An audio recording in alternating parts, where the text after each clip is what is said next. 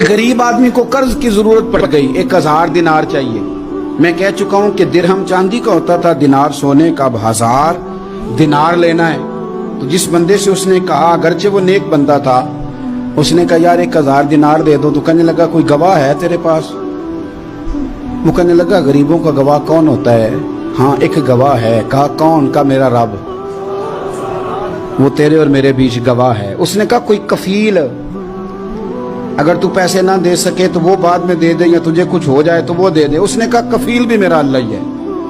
मेरे पास अगर है तो रब करीम का नाम है, अगर एतमाद कर सकता है तो कर ले। बंदा नेक था, उसने कहा रब के नाम पे, रब की किफालत पे, अल्लाह को गवाह बना के मैं तैयार हूं तुझे 1000 देने की। उसने 1000 दिनार दे दिया। वक्त वापसी का तय हो गया। वो चला गया पैसे लेके।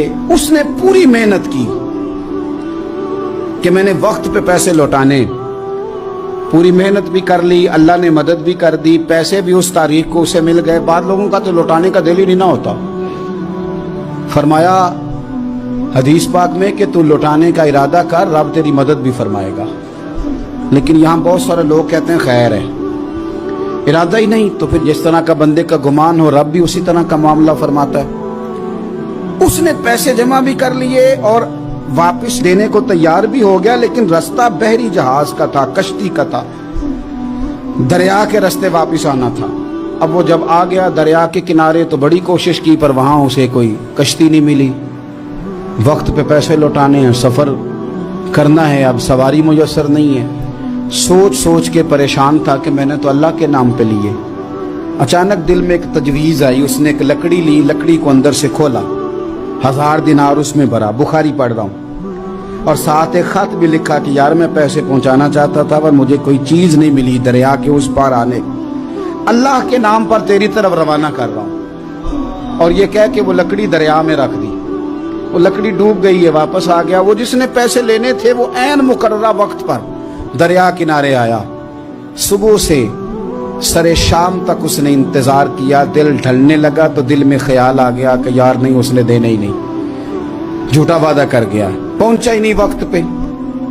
अब जब वापस लौटने लगा तो अचानक दरिया में एक लकड़ी तैरती हुई दिखाई दी।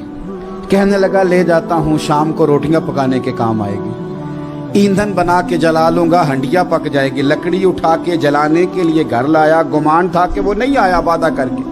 अल्लाह को कफील और वकील बना के और गवाह बना के फिर भी नहीं आया। लकड़ी लेके घर गया, बुखारी है। और जब उसको चीरा ना कि मैं इसकी आग जलाऊंगा, खोला तो अंदर से 1000 दिनार भी निकल आया, खत भी निकल आया।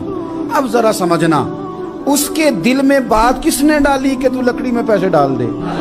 अल्लाह ने। उस बंदे को मुकर्ररा वक्त पे किनारे भेजा किसने? लकड़ी सिर्फ उसी के हाथ आई तो ये बंदोबस्त किया किसने?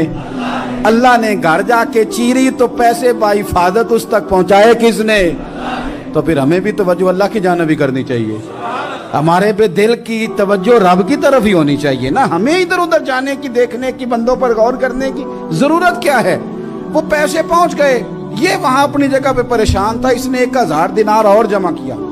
फिर दोबारा एक दिन दरिया किनारे आया, कश्ती मिल गई, बैठ के अपने उस भाई के पास आया। कहने लगा देखना मुझ पर बदगुमान ना होना, पैसे उस तारीख को भी जमा कर लिए थे।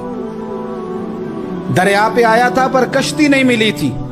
फिर मैंने ना लकड़ी में डाल के, खत डाल के तेरी तरफ भेज भी दिए थे, लेकिन आज मैं फिर लेके आ गया हूं। वो कहने लगा खुश हो जा, जिस रब को तूने मेरा और अपना गवाह बनाया था उस रब ने मेरे तक पहुंचा भी दिए हैं। जब लोग अल्लाह को गवाह बनाते हैं, रब की जानिब अपनी तवज्जो करते हैं, अपनी चाहतों, ख्वाहिशात और अपनी सारी चिट्ठियां अपने रब करीम की रहमत की तरफ रवाना करते हैं, फिर अल्लाह अपने बंदों को मायूस नहीं करता। अल्लाह अपने बंदों को नवाज देता है।